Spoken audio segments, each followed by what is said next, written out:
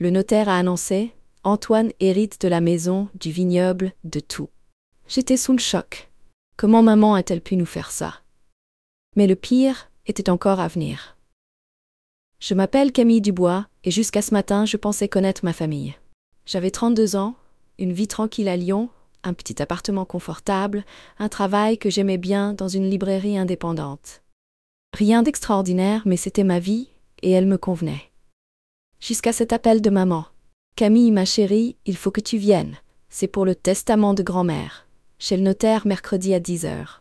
Sa voix était étrangement monocorde, sans l'affection habituelle. Grand-mère.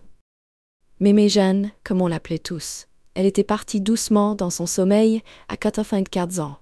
Une belle vie, disait-on. Mais Mémé Jeanne, c'était bien plus qu'une belle vie. C'était le pilier de notre famille, la matriarche, celle qui rassemblait tout le monde pour les grandes occasions dans sa vieille maison en pierre du côté de Beaune. La maison du vignoble familial, léguée de génération en génération. Le vignoble, le clos des Acacias, un petit domaine viticole, quelques hectares de vignes, une production modeste mais réputée, surtout pour son Bourgogne Pinot Noir. Le clos des Acacias, c'était plus qu'une affaire, c'était l'âme de notre famille, un héritage précieux. Mercredi matin, j'ai pris le train pour Beaune avec un nœud à l'estomac. Le ciel était gris, comme mon humeur. Je suis arrivée juste à l'heure devant l'étude notariale, une vieille bâtisse bourgeoise au cœur de la ville. Maman et Antoine étaient déjà là, assis dans la salle d'attente austère. Antoine, mon frère aîné. 4 ans de plus que moi, le fils modèle, comme maman l'a toujours appelé en soupirant, avec un mélange d'admiration et de reproches implicites envers moi. Antoine, c'était la réussite incarnée. Un poste de direction dans une grande banque parisienne, un appartement dans le Marais, une femme, têteuse, sophistiquée, 2 enfants parfaits. Antoine, c'était l'opposé de moi, la fille bohème qui préférait les livres aux chiffres, la campagne à la ville, la simplicité au clinquant. Il m'a salué d'un signe de tête distant, un sourire forcé. Maman, elle, m'a à peine regardé. Son visage était fermé, les yeux rougis. Le deuil, sans doute, ou autre chose. Le notaire, maître Dubois, aucun lien de parenté ironiquement, nous a fait entrer dans son bureau. Une pièce sombre, remplie de dossiers et de l'odeur caractéristique du vieux papier. Il nous accueillit avec une politesse professionnelle, presque froide. « Mesdames, Monsieur Dubois, nous sommes réunis aujourd'hui pour la lecture du testament de Madame Jeanne Dubois, votre mère et grand-mère. Je vais procéder à la lecture des dispositions. » Il a ajusté ses lunettes, déplié le document officiel et a commencé à lire d'une voix monocorde et impersonnelle. Des formules juridiques complexes, des termes techniques. Je peinais à me concentrer, perdu dans un brouillard d'émotions. La tristesse, bien sûr, mais aussi une étrange appréhension. Je sentais quelque chose clochait, que cette réunion ne sentait pas bon. Et puis la phrase est tombée, nette et brutale, comme un couperet. Je lègue la totalité de mes biens immobiliers, en particulier la propriété dite le Clos des Acacias, située à, ainsi que l'intégralité de mes avoirs financiers et mobiliers, à mon petit-fils, Monsieur Antoine Dubois, à l'exclusion de toute autre personne. Le silence s'est abattu sur le bureau, un silence lourd, assourdissant. J'ai cru que je n'avais pas bien entendu. J'ai regardé maman. Son visage restait impassible, les yeux fixés sur le notaire. J'ai regardé Antoine. Il avait un sourire discret, presque imperceptible, au coin des lèvres. Un sourire de triomphe? Comment ça, à l'exclusion de toute autre personne? Ma voix était à peine audible, étranglée par l'émotion. Le notaire a levé les yeux, son regard neutre glissant sur moi. Les termes sont clairs, mademoiselle Dubois. Madame Jeanne Dubois a désigné monsieur Antoine Dubois comme unique héritier universel. Mais et moi? Et maman? J'ai insisté, la voix tremblante. Nous ne sommes rien? Nous n'avons droit à rien? Rien n'est prévu pour vous dans le testament, mademoiselle Dubois. Votre grand-mère a manifesté clairement sa volonté de léguer l'ensemble de son patrimoine à son petit-fils, monsieur Antoine Dubois. Le silence est retombé, encore plus pesant qu'avant. Un silence chargé d'incompréhension, de colère, de douleur. J'ai senti mon sang bouillonner, mes mains se serrer en poing. Comment grand-mère avait-elle pu faire ça? Comment maman pouvait-elle rester aussi calme, aussi résignée? Et Antoine, il savourait sa victoire. Ça se voyait. Maman? j'ai murmuré, les yeux fixés sur son visage fermé. Tu savais? Elle a enfin levé les yeux vers moi, un éclair de douleur fugitive traversant son regard. Je m'en doutais un peu. Sa voix était faible, presque un murmure. Mais Méjeanne, elle a toujours eu un faible pour Antoine. Un faible? Maman, elle lui lègue tout. La maison, le vignoble, absolument tout. Et moi et toi, on est mises de côté comme des meubles. Maître Dubois a toussé discrètement, nous rappelant sa présence. Si vous le souhaitez, mademoiselle Dubois, vous pouvez contester le testament. Mais je dois vous prévenir, les chances de succès sont minces. La volonté de la testatrice semble très clairement établie. Contester, me lancer dans une procédure judiciaire longue, coûteuse, incertaine, contre mon propre frère, contre la mémoire de ma grand-mère? L'idée me répugnait. Mais accepter cette injustice flagrante, c'était encore pire. Je suis sortie de l'étude notariale comme une automate, le cœur lourd, la tête vide. Le ciel était toujours gris, la ville de Beaune, soudain hostile, étrangère. Maman et Antoine marchaient à côté de moi, silencieux, chacun enfermé dans ses propres pensées. Je dois rentrer à Lyon, ai-je fini par dire, la voix brisée. Je ne peux pas rester là. Maman a acquiescé d'un signe de tête, sans un mot. Antoine a juste haussé les épaules, l'air indifférent. Comme si tout ça ne le concernait pas, comme si c'était parfaitement normal, parfaitement juste. Dans le train du retour, les paysages de Bourgogne ont défilé devant mes yeux sans que je les voie. Mes pensées tournaient en boucle, prisonnières d'un cercle vicieux de colère, de tristesse, d'incompréhension. Pourquoi? Pourquoi grand-mère avait-elle fait ça? Pourquoi cette injustice, cette cruauté? M'avait-elle donc si peu aimée? Avait-elle toujours préféré Antoine, comme maman le disait? Mais pourquoi? Qu'avais-je fait de mal? Les souvenirs ont afflué, douloureux, lancinants. Les Noëls où Antoine recevait toujours le plus beau cadeau, les anniversaires où il était le roi de la fête, les compliments, les encouragements, les sourires réservés à Antoine, le fils prodige. Et moi, toujours dans l'ombre, toujours reléguée au second plan, la petite Camille, gentille, discrète, mais insignifiante. Même au Clos des Acacias, la maison de famille, c'était toujours pareil. Antoine avait la plus belle chambre, celle avec vue sur les vignes. Moi, j'étais reléguée dans la petite chambre mansardée, sous les combles, étouffante en été, glaciale en hiver. Antoine aidait grand-père aux vendanges, fier comme un paon avec son petit sécateur. Moi, je devais jouer gentiment, loin des adultes, loin des choses sérieuses. Et maman? Maman, elle laissait faire. Elle soupirait, elle hochait la tête, elle disait que c'était comme ça, que Mémé Jeanne était comme ça. Elle n'a jamais rien fait pour me défendre, pour rééquilibrer les choses. Elle a toujours accepté comme une fatalité cette préférence flagrante pour Antoine. Et maintenant, ça se terminait comme ça, avec un testament qui me rayait de la carte, qui me réduisait à néant. L'héritage familial, la maison de mon enfance, le vignoble chargé d'histoire, tout à Antoine. Rien pour moi, rien pour maman. Comme si nous n'existions pas, comme si nous n'avions jamais compté. J'ai passé les jours suivants dans un état second, incapable de travailler, de manger, de dormir. Mes collègues de la librairie s'inquiétaient, mes amis me téléphonaient, mais je n'arrivais à parler à personne. J'étais prisonnière de ma douleur, de ma colère, de mon désespoir. Puis une idée a germé dans mon esprit, une idée folle, irrationnelle, mais qui s'est imposée à moi avec une force irrésistible. Je devais retourner au Clos des Acacias. Je devais comprendre. Je devais trouver une explication à cette injustice, à cette cruauté. Peut-être que dans la vieille maison, parmi les souvenirs, les objets, les traces du passé, je trouverais une réponse, un début de réponse. Sans prévenir maman ni Antoine, j'ai repris le train pour Beaune, quelques jours plus tard.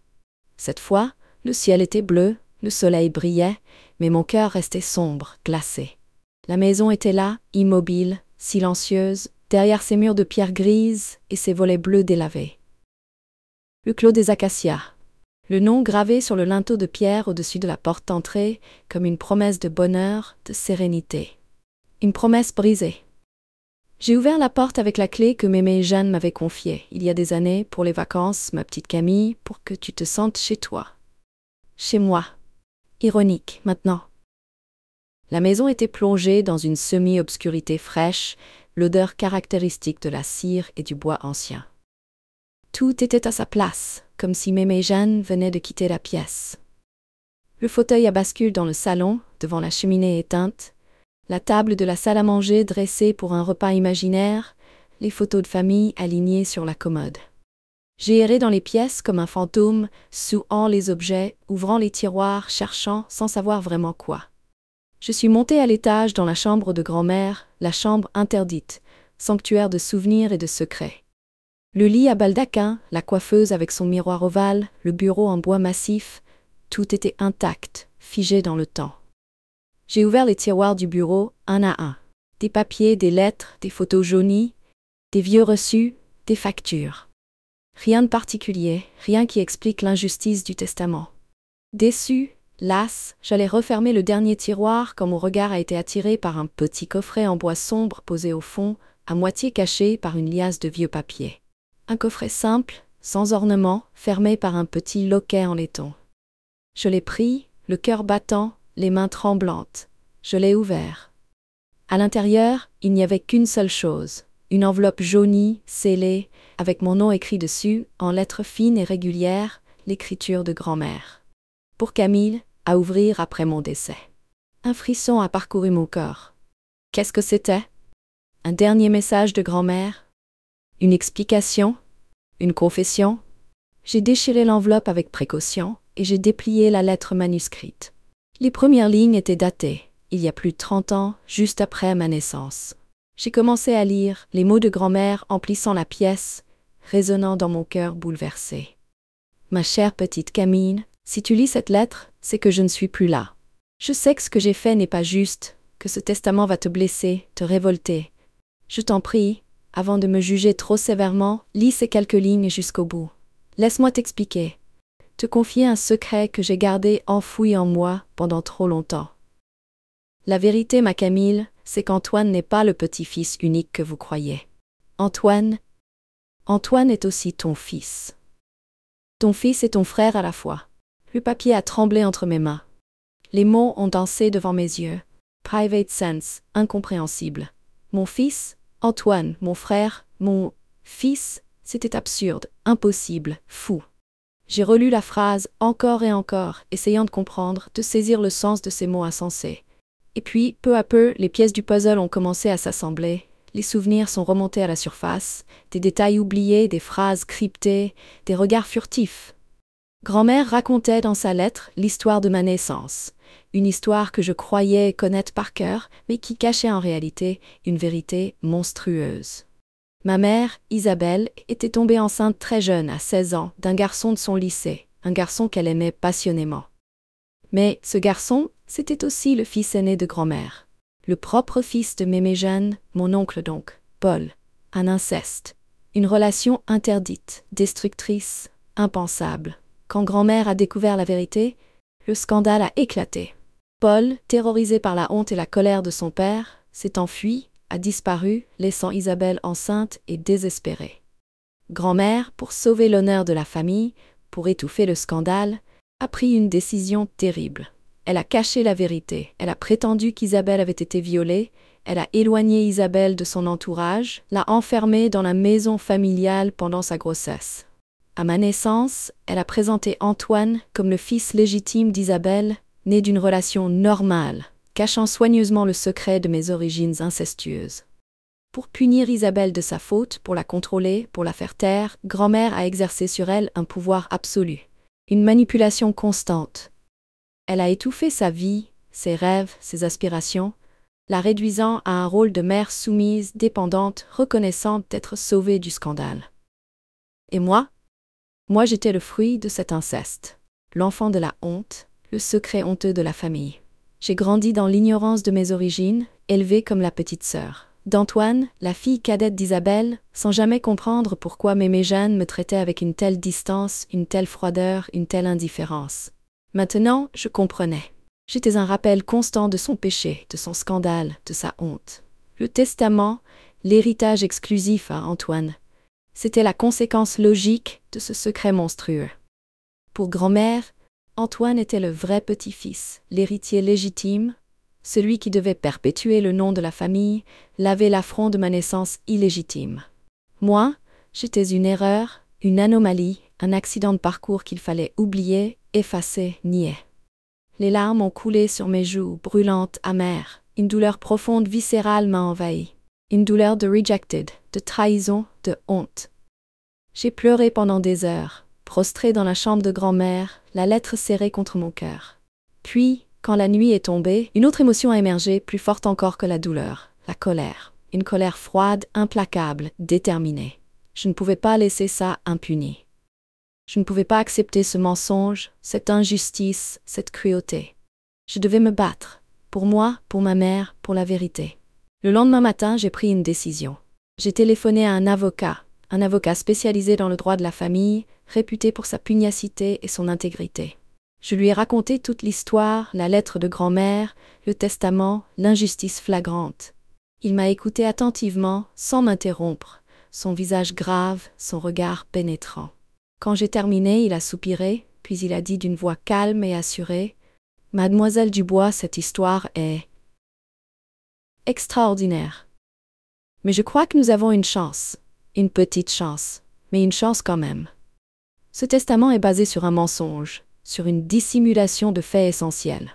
Nous pouvons attaquer pour vice de consentement pour dol. Ce sera long, difficile, douloureux, mais si vous êtes prête à vous battre, je suis prêt à vous défendre. » J'ai levé les yeux vers lui, le regard déterminé. « Je suis prête, maître, je suis prête à me battre jusqu'au bout. » La bataille a été longue et acharnée, comme l'avocat l'avait prédit. Antoine, confortablement installé dans son rôle d'héritier légitime, n'a pas cédé d'un pouce.